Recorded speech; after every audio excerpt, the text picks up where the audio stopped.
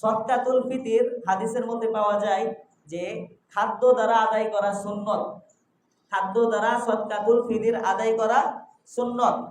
টাকা পয়সা দিয়েও সদকাতুল ফিতির আদায় করা যায়, এটাও জায়েজ, কিন্তু সুন্নত কি? খাদ্য দ্বারা। এখন খাদ্য কি? গম, যব, কিশমিশ, খেজুর, পনির, এইগুলো হলো একসা পরিমাণ দিতে হবে।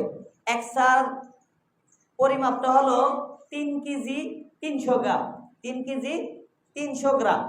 আর আদাসা হলো গম, আদাসা গমের পরিমাণ হলো 1 কেজি 650 গ্রাম।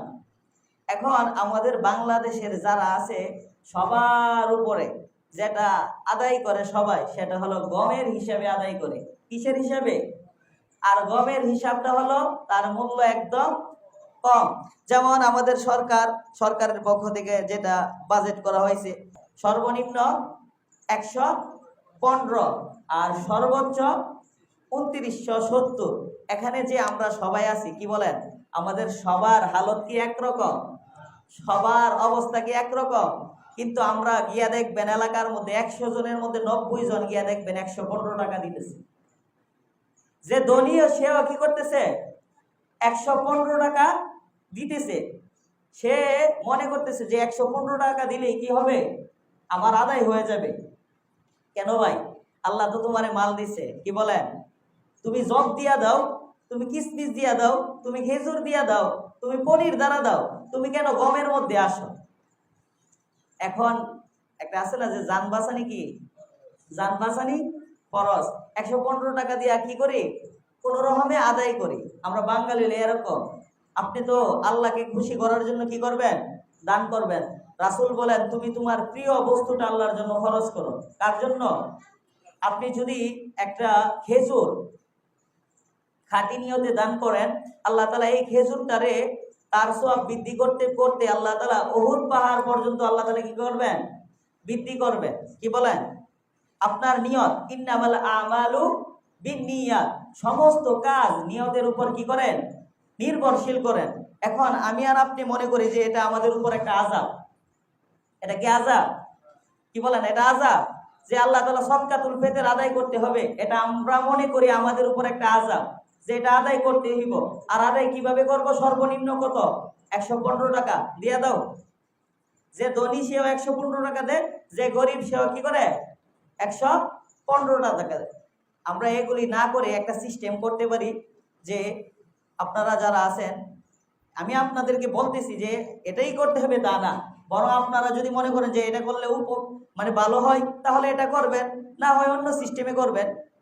মনে করেন আপনাদের এলাকার মধ্যে অনেক দরিদ্র মানুষ আছে, আছে না? কি বলেন? এমন লোক আছে যারা 2 বেলা ঠিক মতো খানা খাইতে পারে না, আছে না? আছে না? তো আমাদের সকলের উপরই তো সদকাতুল ফিতর আদায় করা কি ওয়াজিব? ওয়াজিব না? এখন আমাদের ফ্যামিলির মধ্যে কমপক্ষে একটা ফ্যামিলির মধ্যে লোক আছে কয়জন? 5 জন। 5 জন ধরেন, আমরা ঘরের মধ্যে চাউল খাই না? চাউল খাই না? চাউলের দাম কত? 60 টাকা করে ধরেন। 3 কেজি মনে করেন একজন জন প্রতি 3 কেজি একজন সদকাতুল ফিতর আদায় করলেন। 3 কেজি চালের দাম কত? 180 টাকা।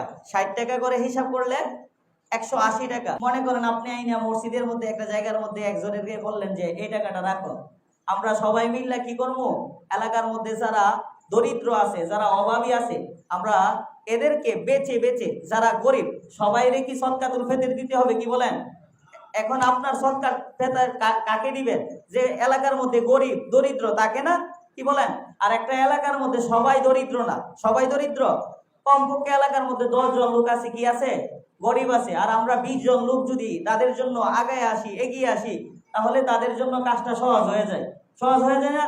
মনে করেন আপনার ফ্যামিলির উপর সদকাতুল ফিতর 2000 টাকা, আরেকজনের 3000 টাকা। আমরা যদি সবগুলি টাকা একত্রিত করি, হইল কত? মনে করেন 20,000 টাকা হইল। ওই 20,000 টাকা দিয়ে আমরা ঈদের সেমাই, কিশমিশ বা তেল, সাবান যেগুলি দরকার, এইগুলি কিনা যদি আমরা বাসায় যদি পৌঁছায় দেয়, এটা কেমন হয়? এটা কেমন হয়?